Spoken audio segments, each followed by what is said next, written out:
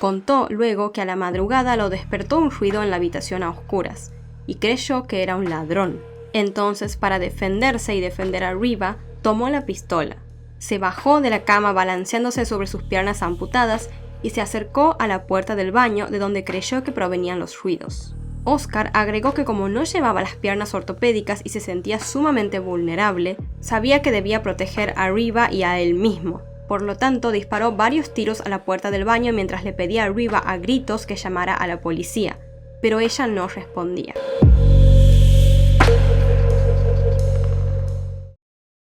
Hola a todos, ¿cómo están? Bienvenidos un día más al canal. Yo aquí como siempre les traigo un nuevo caso y esta vez les traigo el primer episodio de esta serie que se va a llamar Fama y Crimen, así que sin nada más que agregar vamos a empezar con la primera historia.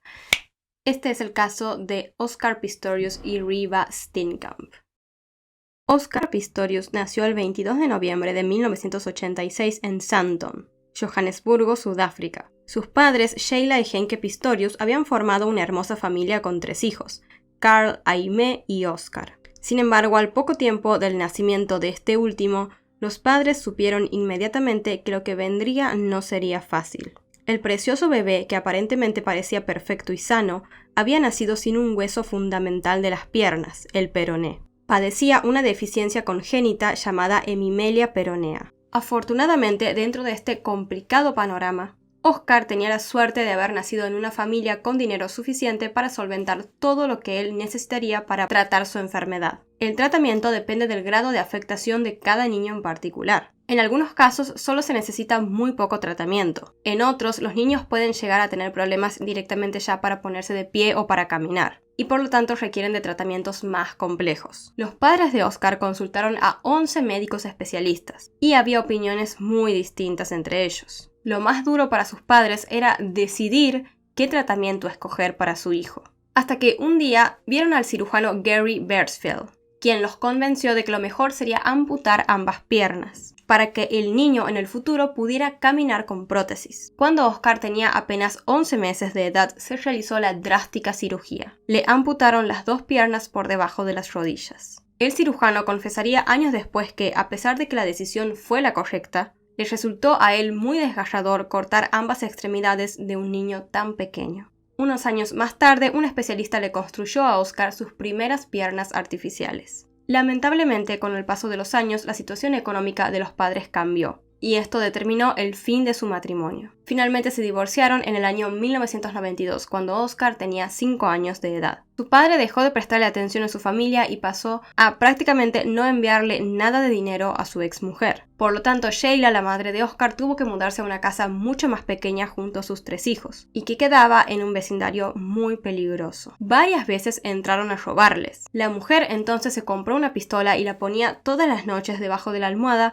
para proteger a su familia. Sin embargo, las vicisitudes familiares y su incapacidad no impidieron que Oscar llevara la vida de un niño normal. Junto a su hermano Carl hizo todo lo que le gusta hacer a los niños. Se trepó a los árboles, anduvo en bicicleta, jugó al fútbol, etc. Su madre siempre lo alentaba y le decía que jamás debía sentirse inferior. El joven asistía al Old Pretoria Boys, un colegio con conducta casi militar. Allí Oscar se exigía más que nadie. Llegó un momento en el cual su madre cayó en el alcoholismo, cosa que provocó complicaciones en sus riñones. Finalmente falleció el 6 de marzo de 2002 a sus 43 años, cuando Oscar ya tenía 15. Oscar siguió con su vida y terminó sus estudios superiores en la Universidad de Pretoria. Su capacidad de superación continuaba sorprendiendo a todos. Hizo los deportes que quiso: fútbol, rugby, waterpolo, tenis, entre otros. En 2003 se rompió una rodilla jugando al rugby, pero siguió adelante. Y así comenzó a trabajar con el entrenador de velocistas Ampie Lew durante 9 meses. Y en 2004 empezó a competir con las famosas prótesis transtibiales construidas con fibras de carbono en forma de J. Por ellas le empezaron a decir Blade Runner. Los objetivos a alcanzar que se ponían en relación a este deporte era lo que empezaba a motivar a Oscar a continuar día a día. De esta manera llegó a los Juegos Paralímpicos de Atenas 2004, donde sacó la medalla de oro en 200 metros y de bronce en los 100. 2 años más tarde fue campeón del mundo en Holanda en 100, 200 y 400 metros. Sin embargo, lo que Oscar más quería en la vida era competir con atletas sin discapacidad, deseo que finalmente se le hizo realidad en el año 2007, donde compitió en 400 metros, pero finalizó segundo. Esto hizo que le quedara un cierto sabor amargo, pero a pesar de ello, los demás deportistas comenzaron a protestar, pues decían que sus prótesis le proporcionaban ventajas. En 2008, la Federación Internacional consideró, luego de un análisis de sus piernas ortopédicas, que éstas efectivamente le daban ventajas sobre el resto. Oscar, batallador como siempre, apeló la medida y recurrió al Tribunal de Arbitraje Deportivo, la última instancia jurídica en el deporte, y finalmente le fallaron a favor. Más tarde, en los Paralímpicos de Pekín 2008, logró 3 oros más, pero la gran oportunidad la tuvo en los Juegos Olímpicos de Londres 2012, donde nuevamente compitió con atletas sin discapacidades, convirtiéndose en el primero con doble amputación en Olimpiadas regulares. Logró calificar para las semifinales de 400 metros, pero no ganó. No obstante, el deseo de su madre de que jamás se sintiera inferior estaba más que cumplido para él. Oscar cosechó además otros galardones, el premio BBC a la personalidad deportiva del año 2007, el premio Larius al mejor deportista con una discapacidad en 2012 y una distinción sudafricana otorgada por el mismo presidente. Bello y exitoso, a los 26 años el mundo entero lo admiraba, y él podía costearse una vida de lujos. Las tapas de revistas se peleaban por él, e iba a los programas de televisión internacionales más importantes. Era el superhéroe que había logrado vencer la adversidad y nadie lo ponía en duda. Aquel chico que había nacido sin perones se había convertido en uno de los deportistas más admirados del mundo. Estaba en su mejor momento, tocando el cielo con sus prótesis de fibra de carbono. Después de los Juegos Olímpicos de 2012, Oscar viajó a los Estados Unidos, donde apareció en varios programas de máxima audiencia. Al volver, según cuentan, había dejado de ser el humilde Oscar que muchos conocían y les caía bien, para convertirse en Oscar el Invencible. Según cuentan sus allegados, no dejaba de fanfarronear sobre la gran vida que estaba teniendo, y se empezó a creer que tenía derecho a todo. Antes él claramente no era así, pero el entorno en el cual se estaba rodeando al parecer lo estaba transformando en eso. Luego el deportista dejó de rodearse de sus amigos de toda la vida y empezó a alternar con diferentes personas que, según cuentan, recurrían a la violencia para canalizar sus emociones. Shani Merlo, una periodista que ayudó a Oscar a escribir su autobiografía, se empezó a preguntar, ¿no habremos creado un monstruo? Con respecto al amor, para ese momento Oscar Pistorius cargaba una larga lista de chicas rubias con las que había salido, y el 4 de noviembre de 2012 conoció a otra más. Reva Rebecca Steenkamp nació el 19 de agosto de 1983 en un pequeño pueblo cercano a la ciudad del Cabo. Su madre era inglesa y su padre sudafricano y se dedicaba a entrenar caballos. La familia en un momento se mudó a Port Elizabeth, una ciudad costera donde Reva terminó el colegio. Luego empezó a estudiar leyes en la Universidad de Port Elizabeth. Se graduó en 2005 y comenzó a trabajar de asistente legal, pero este no era su primer trabajo, pues había trabajado como modelo desde los 14 años. Reva medía 1,71, tenía unos profundos ojos azules, el pelo largo y rubio, una cara angulosa y un físico poderoso. Fue la primera cara de la marca de maquillaje Avon en Sudáfrica y solía posar para revistas de moda. También había hecho conducción para Fashion TV, filmado comerciales de importantes marcas y participaba en programas de televisión. Oscar y Reva iniciaron una relación que se viralizó en los premios South Africa Sports, donde ambos juntos causaron sensación en la alfombra roja. De pronto, todos querían conocer más detalles sobre Reva Steenkamp, la actual y bella novia del deportista del momento. Reva al poco tiempo se fue a vivir con Oscar a su casa en el complejo residencial Silverwoods Estate, en Pretoria, una de las capitales de Sudáfrica. Oscar y Reva parecían, ante los medios, una pareja idílica, pero la realidad tras los muros era muy diferente a lo que todos suponían. La madrugada del 14 de febrero de 2013 sorprendería al mundo con una noticia que rompía con esa bella idea de relación que los fans habían creído. El sonido de 3 disparos entre las 3:10 y las 3:15 de la madrugada despertó a la mayoría de los residentes del Silverwoods Estate. Poco después, los vecinos cercanos a la casa del habitante más famoso del barrio escucharon unos gritos desesperados de ayuda. Quien gritaba era Óscar Pistorius.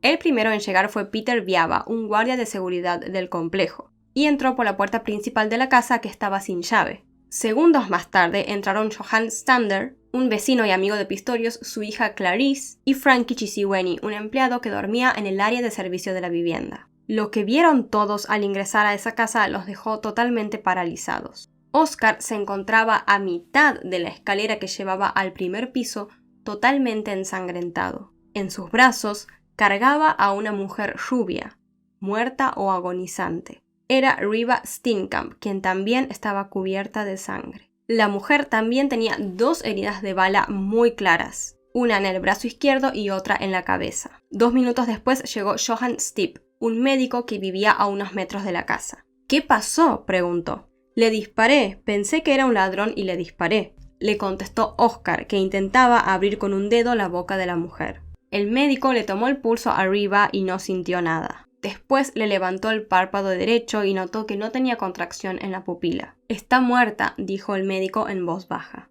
En ese momento Óscar comenzó a llorar. La maté a mi novia, que Dios me lleve, repetía. A las 3:43 de la madrugada llegó la ambulancia y 2 paramédicos confirmaron la muerte de Riva. A las 4:15 llegó el detective que se haría cargo del caso. En su primera declaración, Óscar Pistorius dijo que el día de los hechos había llegado a las 6 de la tarde a su casa y habían cenado con Riva, quien había cocinado y armado una mesa con velas. Entre las 9 y las 10 de la noche, según cuenta, se fueron al dormitorio. Puso un arma en el lado izquierdo de la cama como solía hacer. Charlaron junto a su novia, luego se sacó las prótesis y se tiró a dormir. Contó luego que a la madrugada lo despertó un ruido en la habitación a oscuras y creyó que era un ladrón. Entonces, para defenderse y defender a Riva, tomó la pistola. Se bajó de la cama balanceándose sobre sus piernas amputadas y se acercó a la puerta del baño de donde creyó que provenían los ruidos. Óscar agregó que como no llevaba las piernas ortopédicas y se sentía sumamente vulnerable, sabía que debía proteger a Riva y a él mismo. Por lo tanto, disparó varios tiros a la puerta del baño mientras le pedía a Riva a gritos que llamara a la policía, pero ella no respondía. Dijo que disparó 4 veces y que después encendió la luz y miró hacia la cama, donde creía que estaba Riva, pero la mujer no estaba allí.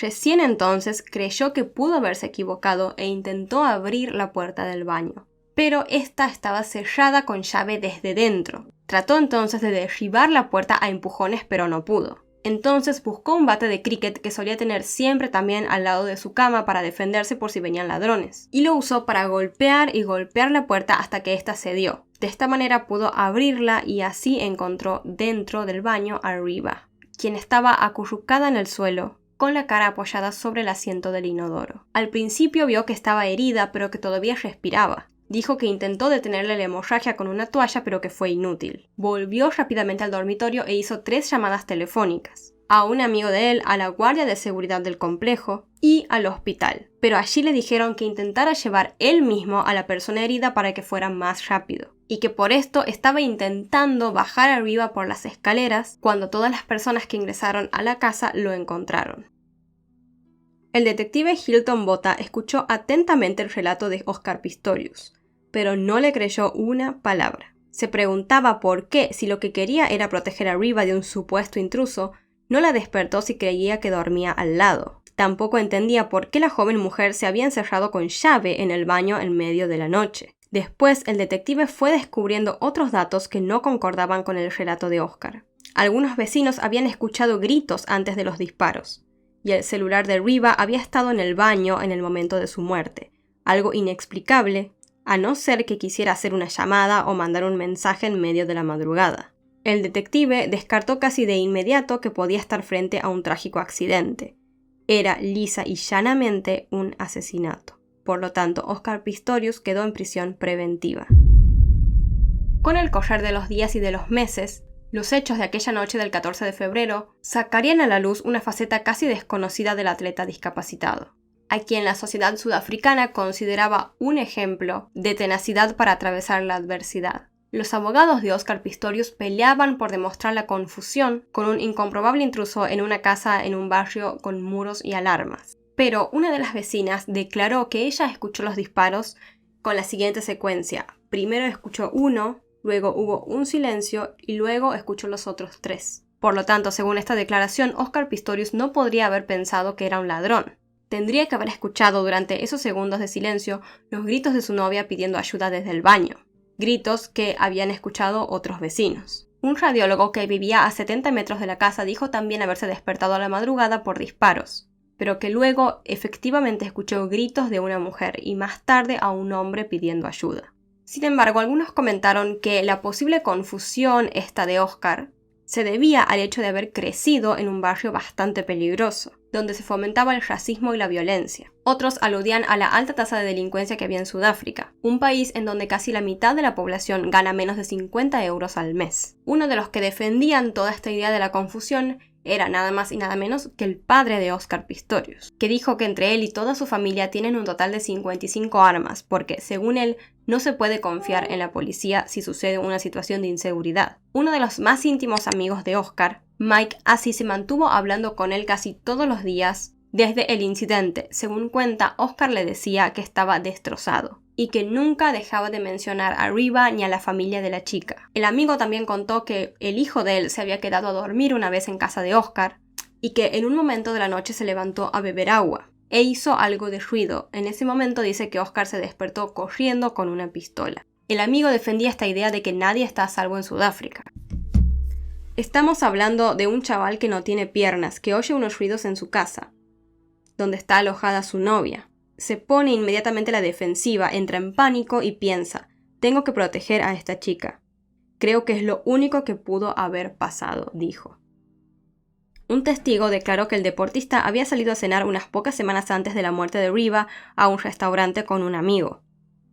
En un momento, le pasó a Oscar una pistola por debajo de la mesa. Al día siguiente de esto, el diario Bill publicó que Oscar había disparado un arma por error en el restaurante donde estaba cenando. También se descubrió que antes de esto ya había sido acusado de disparar desde el techo corredizo de un auto en movimiento.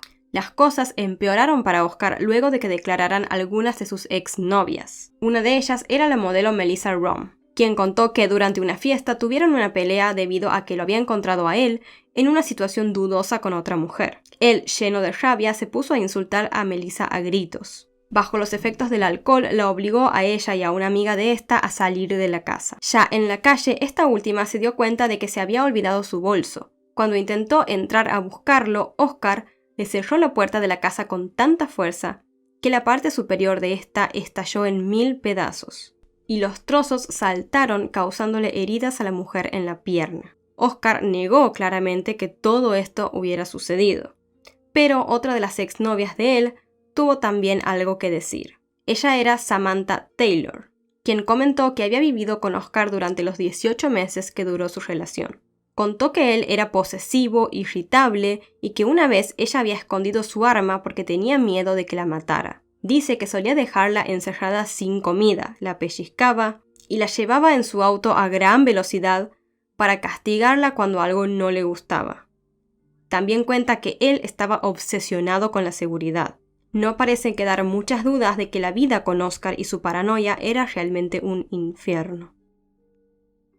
Luego de recopilar todos estos datos y declaraciones, los investigadores continuaban confundidos y se seguían preguntando, ¿qué es lo que una persona haría exactamente si cree que un extraño o un ladrón entró a su casa? Pero llegaban a la conclusión de que claramente la mayoría de las personas lo que haría sería despertar a tu compañero o a quien está al lado tuyo para advertirle. Pero Oscar no hizo nada de eso. Además, justo para ese momento se descubrió de que Riva había comido 2 horas antes de fallecer, lo que también contradecía la historia de Oscar. 7 días después, Oscar Pistorius pagó una fianza de $113,000. Para pagar esto y también su defensa, tuvo que vender propiedades y varios de sus costosos caballos. De esta manera quedó en libertad, sin embargo el caso y las investigaciones continuaron, hasta que finalmente llegó el día del juicio.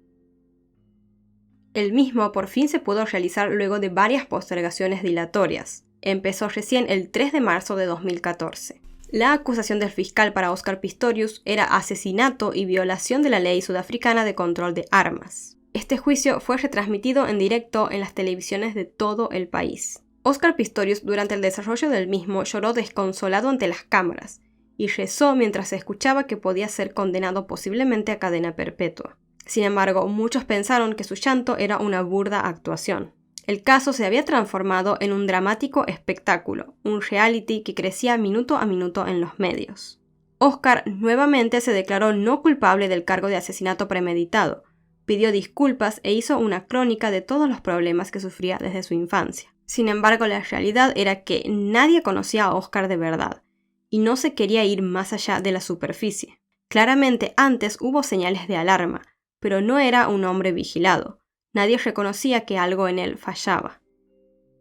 El deportista cobraba en torno a 1,5 millones de euros de patrocinadores. Uno de ellos, por ejemplo, era Nike, y no querían claramente matar a la gallina de los huevos de oro. Lo último que te conviene siendo una persona de este estilo es que un patrocinador como Nike se entere de que en vos existe algún tipo de problema. Entonces se le resta cualquier tipo de importancia a cualquier incidente que se produzca. El policía Christian Mangema hizo el informe balístico y reconstruyó toda la escena del crimen, que claramente la presentó el día del juicio. Dijo que Riva en el momento del crimen estaba encerrada en el baño, parada, mirando hacia la puerta cuando recibió el primer disparo que le dio en la cadera derecha. Esto le rompió el hueso y cayó al suelo. El segundo disparo directamente no le pegó a ella. El tercero impactó en su brazo derecho y el cuarto le atravesó la cabeza. Según este mismo informe, Oscar estaba sentado del otro lado de la puerta, sobre sus muñones. Esta fue la conclusión a la cual llegaron los investigadores por la altura y el ángulo del impacto de las balas.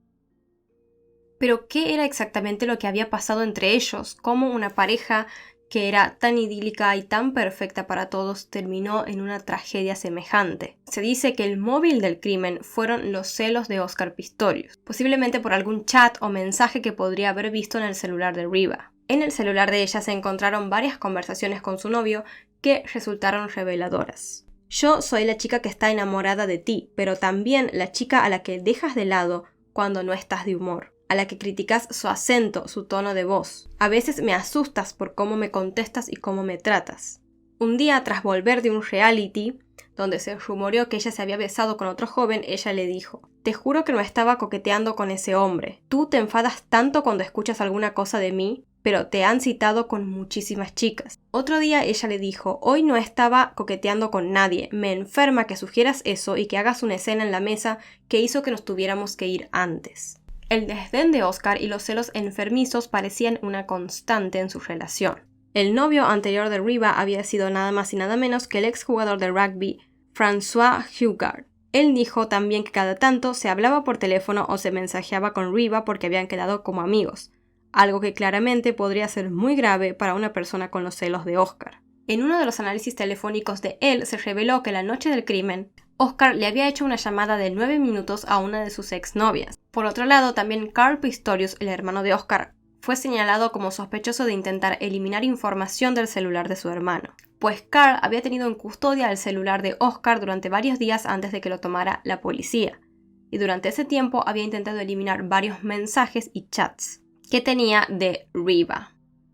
Finalmente, el día 12 de septiembre de 2014, se decidió condenar a Oscar Pistorius por homicidio, pero homicidio culposo, es decir, que fue sin intención, por lo que fue condenado a 5 años de prisión. Además, pasó solo el primer año en la prisión y después se le permitió que cumpliera el resto de la pena en arresto domiciliario, refugiado en la casa de su tío multimillonario. La sentencia de Oscar se tomó como un trato de favor hacia una persona a la que claramente se le estaban dando demasiados beneficios por ser quien era. Por lo tanto, la familia de Riva presentó un recurso en contra de esta sentencia. Luego de esto, la Corte Suprema anuló la condena y agravó el cargo a homicidio doloso. Se dobló la pena y Oscar Pistorius fue condenado a 15 años de prisión, pena que hoy en día todavía cumple. En 2016 se volvió a juzgar a Oscar y esta vez le dieron 6 años más de cárcel. Y en noviembre de 2017 la Corte Suprema de Apelaciones incrementó la pena otra vez a 13 años y 5 meses. Para su libertad condicional debería esperar hasta el año 2023. Todas estas idas y vueltas parecían solo demostrar el poder de la fama. Cabe preguntarse si él no hubiera sido famoso, ¿hubiera tenido tantas oportunidades como tuvo? Y estas no terminaron con el aumento de la condena. Oscar había empezado a cumplir su condena en la cárcel de Coximamporu. Allí se dijo que había recibido diversas amenazas de muerte de otros internos, por lo que poco después fue trasladado a la cárcel de Attersville. Este era un establecimiento de baja seguridad y además le daban ciertas facilidades. Sin embargo, a pesar de esto, cuentan que Oscar dejó de lado el ejercicio y comenzó a fumar, algo que lo tornó irreconocible. En esta cárcel, la condición de preso famoso hizo que Oscar Pistorius fuera alojado en el ala hospitalaria de la prisión. Esta, según cuentan, era la única opción viable para él, pues siendo un preso de alto perfil, estaba en riesgo de que los demás reclusos puedan tenerlo de blanco. En este lugar, cuando él una vez se quejó de que quería un baño, los servicios del correccional le hicieron uno en su propia celda, cuando en realidad los presos comunes suelen compartir un inodoro entre 40. También cuando se quejó de su cama se la cambiaron por una mejor. También a pedido de él mejoraron todo el gimnasio de la prisión y lo dejaban consumir ciertos productos crudos que él quería. Según su padre, dice que Oscar se convirtió en una especie de líder espiritual para los otros presos. Dice que estudia textos bíblicos y organiza grupos de oración en la cárcel. El padre también insiste en que él está siendo una buena influencia para los demás reclusos. Contó también que tiene un pequeño pedazo de tierra en donde suele cultivar vegetales. Todas estas facilidades, sin embargo, no evitaron de que Oscar se viera envuelto en problemas. Pocos meses después de su llegada a esta prisión se supo que había sufrido de una herida producto de una pelea con otros reclusos. Estos se habían enojado porque él estaba utilizando el teléfono para tener una charla muy extensa. Se escribieron numerosos libros del caso. Oscar versus la verdad de los hermanos Calvin y Thomas Mollett, Detrás de la puerta de Mandy Wigner, entre otros. También se hizo varios documentales.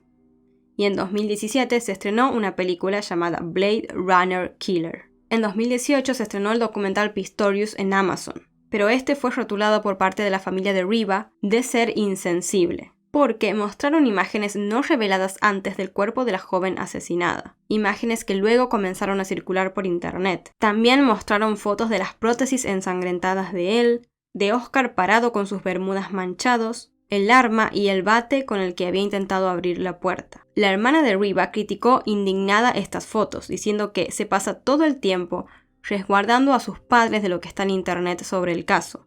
En 2015 también estalló otra macabra polémica. La lujosa casa que la pareja compartía fue puesta en alquiler luego del suceso. Los nuevos habitantes vieron que podían hacer con ella un negocio.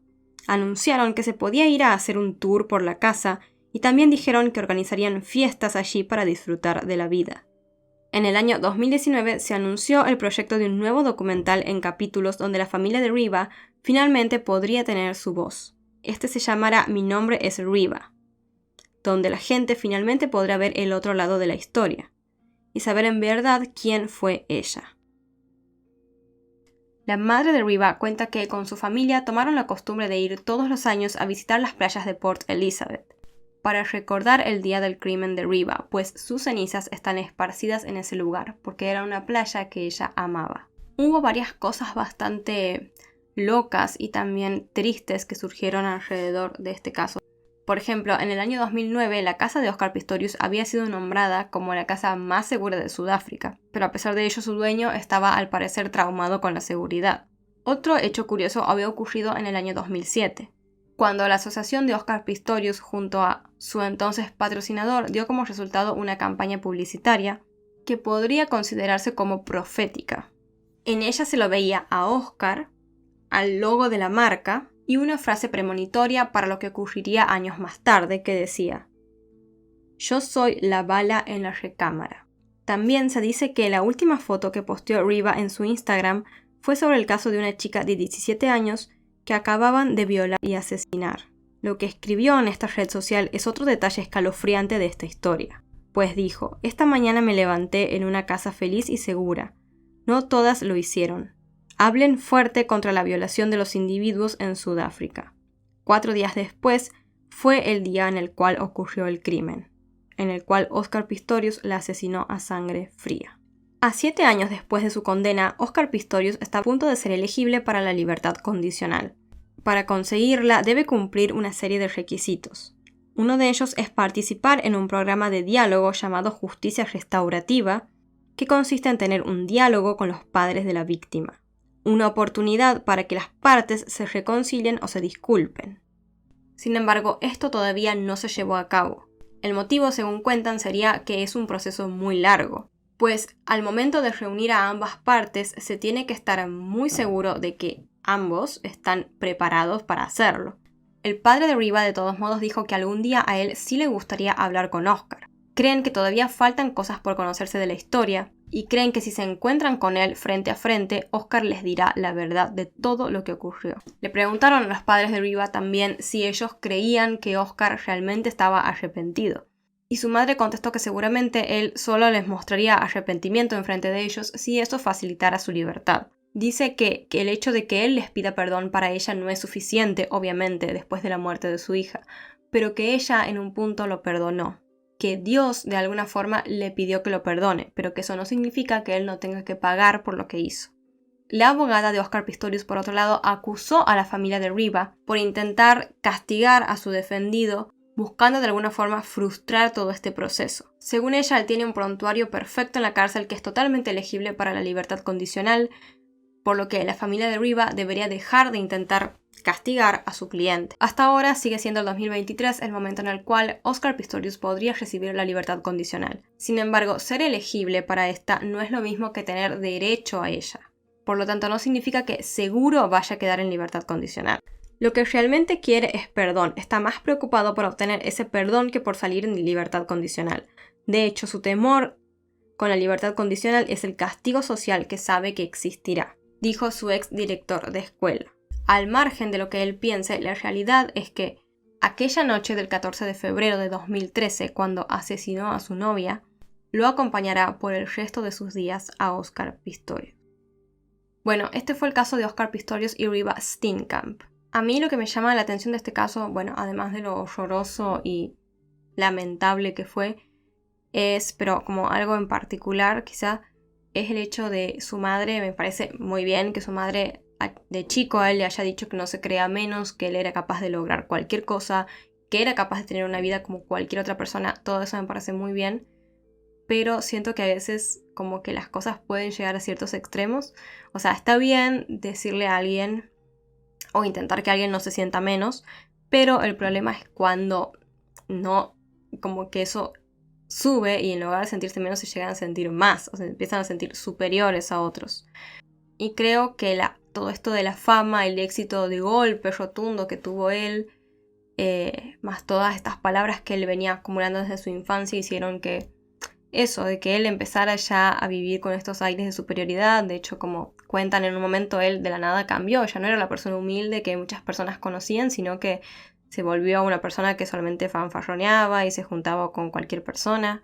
Y creo que esto puede empezar a crear una personalidad muy complicada, sobre todo con este tema de los celos. Que los celos son inseguridad, obviamente siempre, pero estos celos desmedidos son porque creo que en un punto a él le estaban pegando en el ego, por así decirlo, ¿no? Creo que no toleraba nada que lo pudiera hacer sentir esa inseguridad.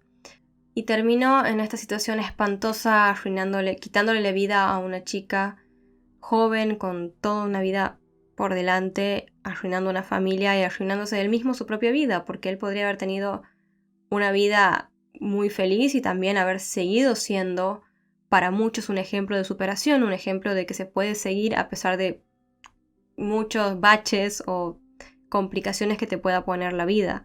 Digo, que alguien en su condición logre todo lo que logró, supongo que debe haber sido una gran inspiración para muchas personas, y la verdad es muy triste que todo haya terminado de esta manera.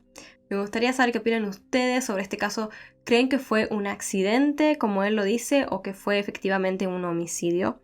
Yo creo que sinceramente sí fue un homicidio. O sea, me resulta muy extraño que alguien actúe así realmente si crees que hay un extraño en tu casa. Yo lo primero que hago es despertar a la persona que tengo al lado, no sé ustedes. Y por otro lado, bueno, confío en los análisis de balística y demás que se hicieron, así que llegó a esa conclusión por algo. También después le aumentaron la condena, no le van a aumentar la condena por nada, así que supongo que fue claramente un homicidio. Esto fue todo por hoy. Si les interesa este tipo de contenido, no olviden suscribirse al canal y activar la campanita de notificaciones para que YouTube les avise cada vez que suba un nuevo video. Antes de irme les dejo como siempre por acá mis redes sociales, por acá un botón para que puedan suscribirse. Y abajo les va a estar apareciendo la lista de reproducción de esta serie de Fama y Crimen. Y si todavía no está, les va a aparecer un video recomendado X, pero si no, les va a estar apareciendo en la lista de reproducción. Les pido perdón nuevamente, tengo la voz súper congestionada, estoy pasando enferma todo este invierno, no sé por qué, pero bueno, espero no se haya notado mucho. Ahora sí, me despido, les mando un beso enorme, cuídense mucho, muchas gracias por verme y yo los veo la próxima.